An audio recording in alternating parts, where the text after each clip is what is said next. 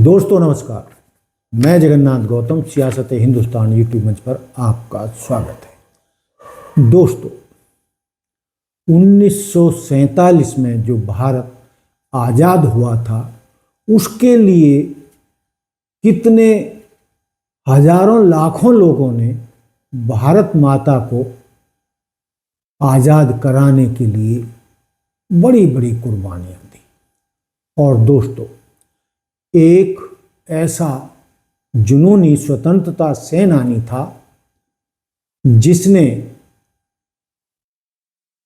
शादी तो की लेकिन अपनी 4 सप्ताह की बेटी और पत्नी को छोड़कर आज़ादी देश को आज़ाद कराने के लिए निकल गया। और उसके बाद वह अपनी पत्नी और बेटी से कभी नहीं मिला, यानी बेटी कभी अपने पिता से जीवन में नहीं मिली और पत्नी कभी अपनी ससुराल यानी भारत नहीं आई।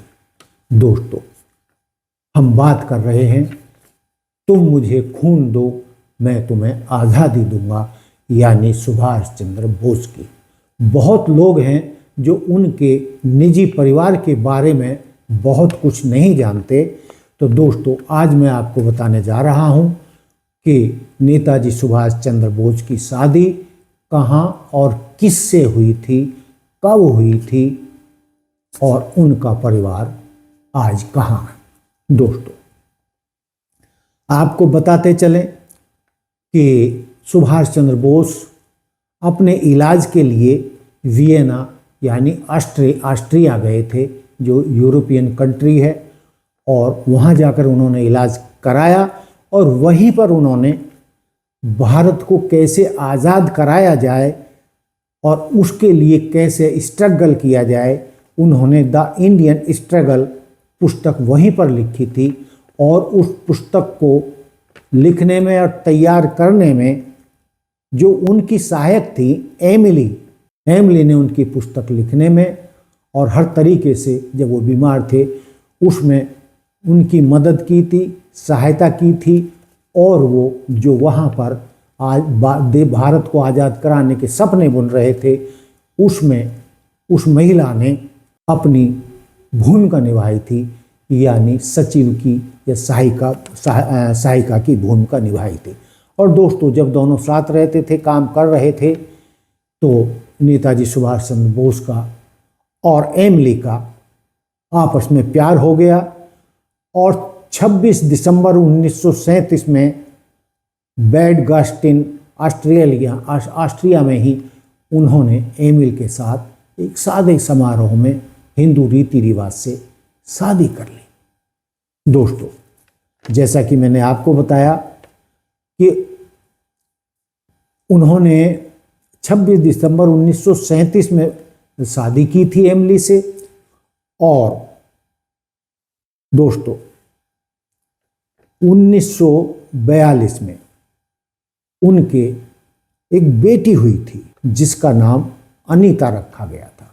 और दोस्तों 1943 में वो एक गुप्त अभियान पर पनडुब्बी के जरिए जापान के लिए निकल गए थे, देश को आज़ाद करने के लिए और आज़ाद हिंद फौज तैयार करने के लिए। दोस्तों इस महान योद्धा ने 50,000 लोगों की आज़ाद हिंद फौज बनाई और उसमें भारतीय समाज के सभी धर्मों जातियों के लोग शामिल थे, जिसमें महिला बटालियन भी थी।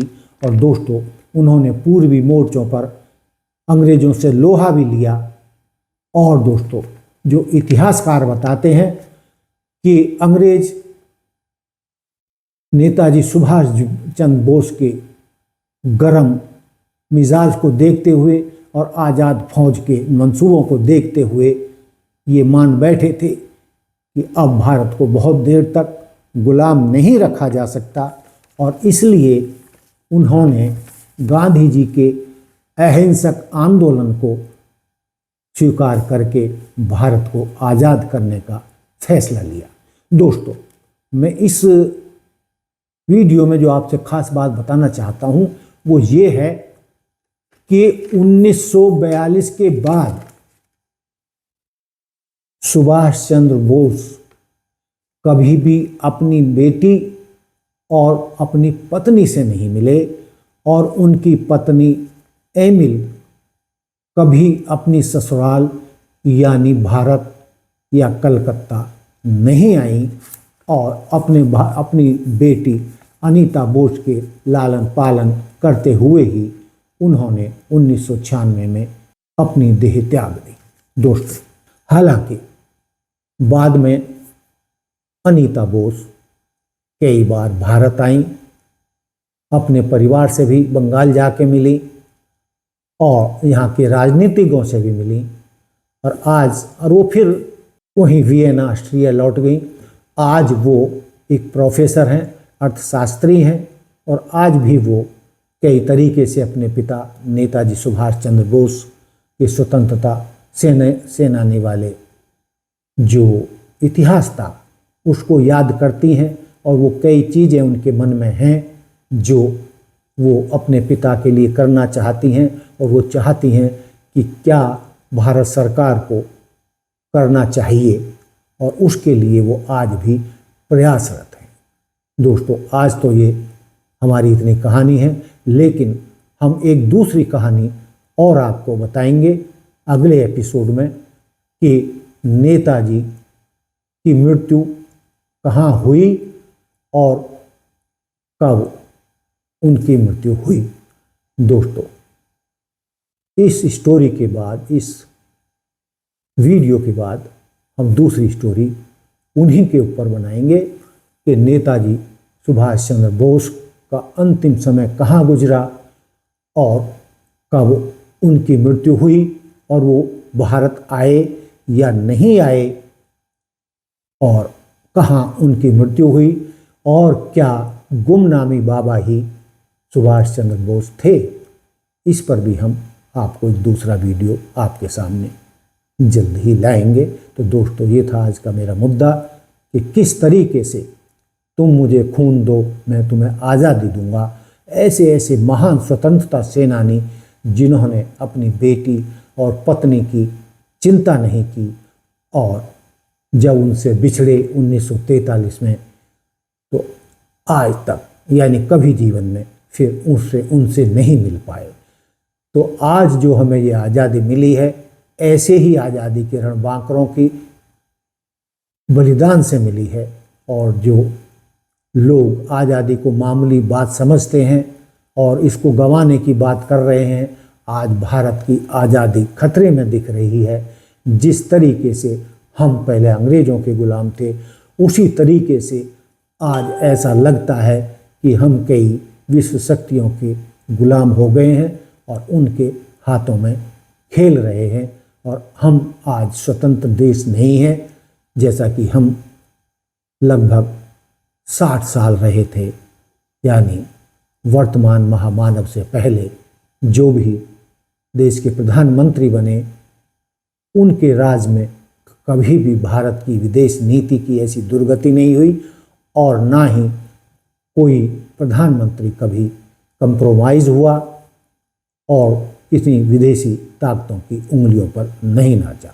तो दोस्तों, ये जो आज़ादी मिली है हमें बहुत मुश्किल से मिली है और इसको हमें हर कीमत पर बचाना है और समझना है कि हमारी आज़ादी के कौन दुश्मन हैं, कौन गलत रास्ते पर चल रहे हैं और कौन सही रास्ते पर चल रहे हैं और हमें अपनी आज़ादी को कैसे बचाना है और हमने आज़ाद तरीके से, आज़ाद विचारों के साथ, आज़ाद नीतियों के साथ अपने फैसले लेने हैं, ना कि किसी बाहरी शक्ति के दबाव में आकर भारत की आज़ादी को गिरवी रखना है।